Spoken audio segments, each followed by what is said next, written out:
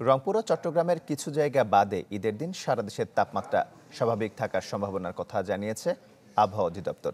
কিছুটা প্রশমিত হয়ে বিভিন্ন জেলায় চলমান তাপপ্রবাহ। সাধারণ মানুষ বলছেন গরম কম হলেও কাটেনি অস্বস্তি। 1, 2, 3 ঢাকায় জমি জিতে নিন 100% ক্যাশব্যাক সহ 20 কোটি টাকার পুরস্কার।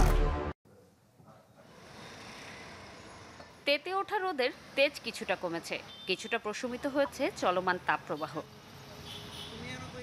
বুধবার কমেছে তাপমাত্রা। আবহাওয়া অধিদপ্তর বলছে ঈদের দিন বৃহস্পতিবার সারা দেশ কিছুটা মেঘাচ্ছন্ন থাকতে পারে, তবে সম্ভাবনা নেই বৃষ্টিপাতের।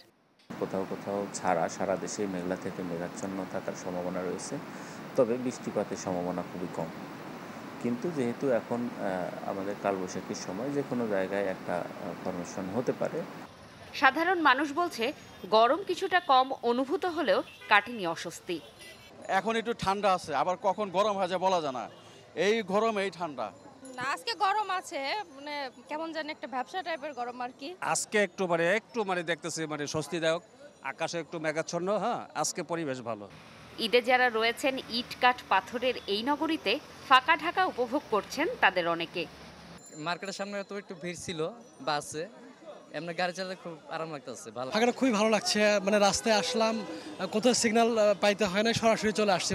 যদিও জনশূন্য নগরীতে সংখ্যায় নিম্ন আয়ের মানুষের ঈদ আনন্দ।